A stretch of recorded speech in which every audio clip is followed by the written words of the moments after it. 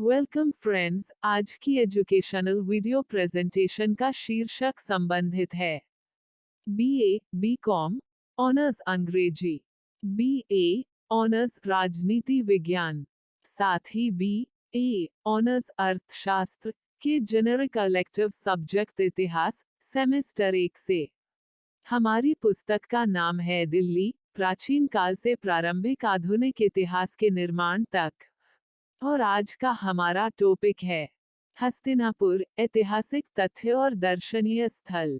प्रश्न: हस्तिनापुर के प्राचीन शहर के बारे में ऐतिहासिक तथ्यों पर चर्चा करें। उत्तर: हस्तिनापुर महाभारत और पुराणों जैसे हिंदू ग्रंथों में कुरु साम्राज्य की राजधानी के रूप में वर्णित है। प्राचीन जैन ग्रंथों में भी इसका उल्लेख है। शहर का उल्लेख सबसे पहले महाभारत के आदिपर्व में मिलता है। महाभारत की महत्वपूर्ण घटनाएं इसी शहर में घटी और यही सिंहासन के लिए शक्ति संघर्ष का मुख्य विषय भी है। जैन धर्म के इतिहास के अनुसार हस्तिनापुर देवताओं द्वारा निर्मित एक शहर था और 3 तीर्थंकरों शांतिनाथ, कुथुनाथ और अरनाथ का जन्म इसी शहर में हुआ था। यह शहर गंगा नदी के पुराने तल पर स्थित था। लोकप्रिय धारणा यह है कि हस्तिनापुर नाम पांडवों के एक अल्पहात पूर्वज हस्तिन के नाम से आया होगा। कुछ विद्वानों का मत है कि हस्तिनपुरु इसका दूसरा नाम है। हस्तिनापुर को हिंदुओं और जैनियों दोनों के लिए समान रूप से सबसे पवित्र स्थानों में से एक माना जाता है। यहाँ पांडेश्वर मंदिर और कर्ण मंदिर सहित कई प्राचीन हिंदू मंदिर है। साथ ही श्री दिगंबर जैन मंदिर, जम्बूद्वीप, कैलाश पर्वत और ताबर जैन मंदिर जैसे जैन मंदिर भी है। वर्तमान में हस्तिनापुर भारतीय राज्य उत्तर प्रदेश में मेरठ जिले का एक शहर है।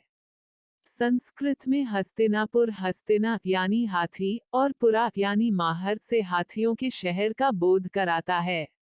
यह व्यापक रूप से माना जाता है कि जंगली हाथी इस क्षेत्र यानी भारत में वर्तमान पंजाब हरियाणा राज्य में घूमते थे।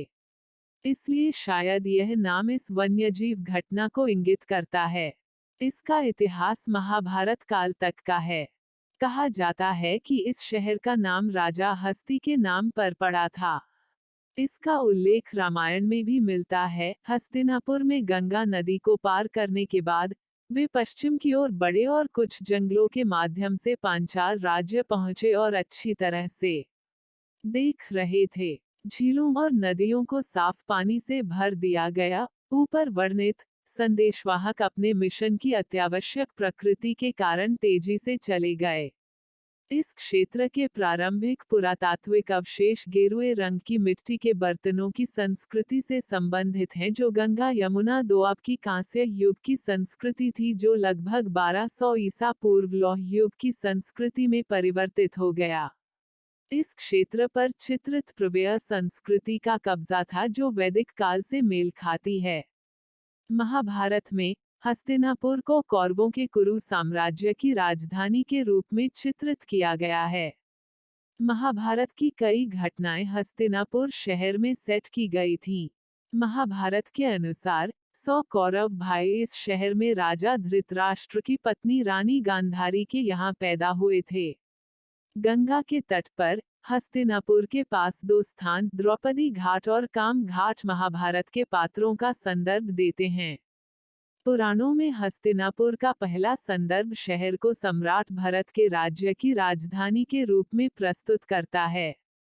मौर्य साम्राज्य के सम्राट अशोक महान के पोते राजा संप्रति, जिन्हें सम्राट संप्रति भी कहा जाता है, ने अपने शासनकाल के दौरान यहाँ कई मंदिरों का निर्माण करवाया था। हस्तिनापुर में खुदाई सन 1950 के दशक की शुरुआत में भारतीय पुरातत्व सर्वेक्षण के महानिदेशक बीबी लाल द्वारा की गई थी। यद्यपि इस उत्खनन का मुख्य उद्देश्य स्वयं लाल के अनुसार चित्रित धूसर मृद्भांडों की स्तरीकृत स्थिति का निर्धारण करना था। प्रारंभिक ऐतिहासिक काल के चीनी मिट्टी के उद्योगों में लाल ने महाभारत के पाठ और हस्तिनापुर में खोजे गए भौतिक अवशेषों के बीच संबंध पाया। इसने उन्हें महाभारत में उल्लिखित कुछ परंपराओं को ऐतिहासिक बनाने के साथ साथ ऊपरी गंगा बेसिन क्षेत्रों में आर्यों के साथ चित्रित ग्रीवेय की उपस्थिति को जोड़ने के लिए प्रेरित किया।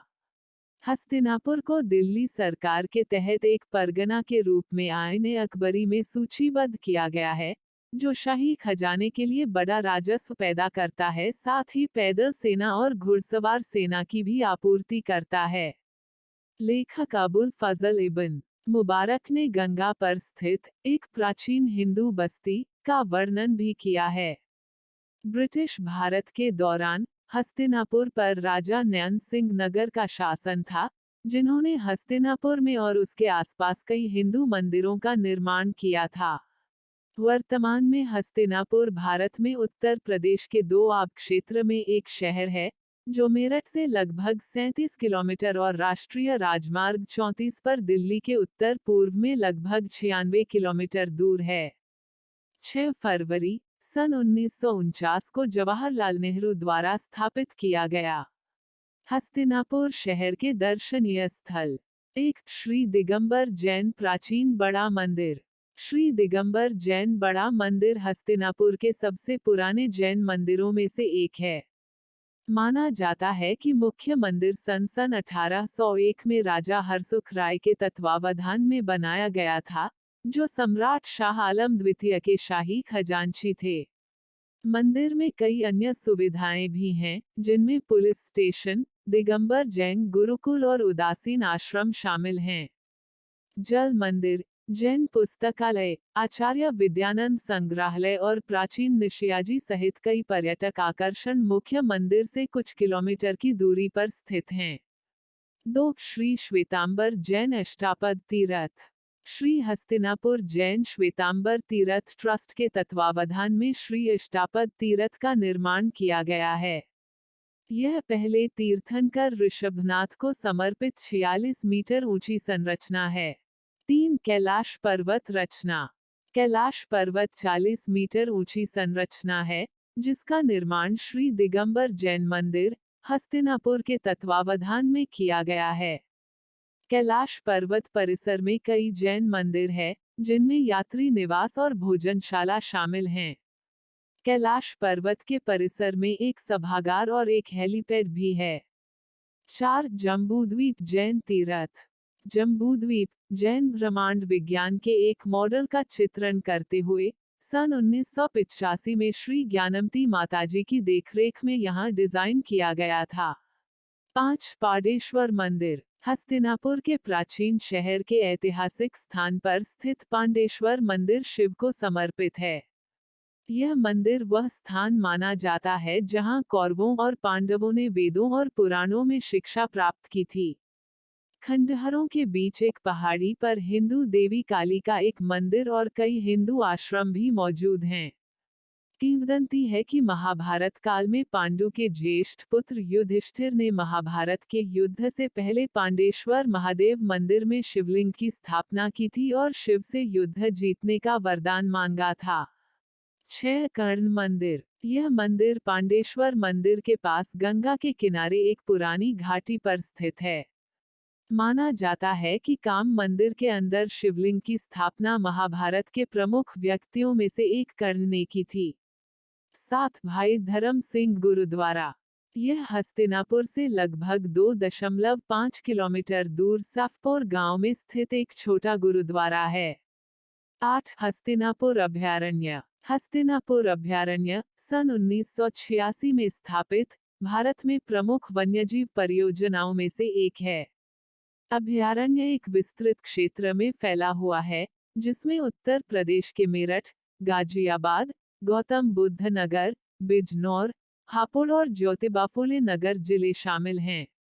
यह एक विशाल जंगल है, जो लगभग 800 वर्ग मील के क्षेत्र में फैला हुआ है।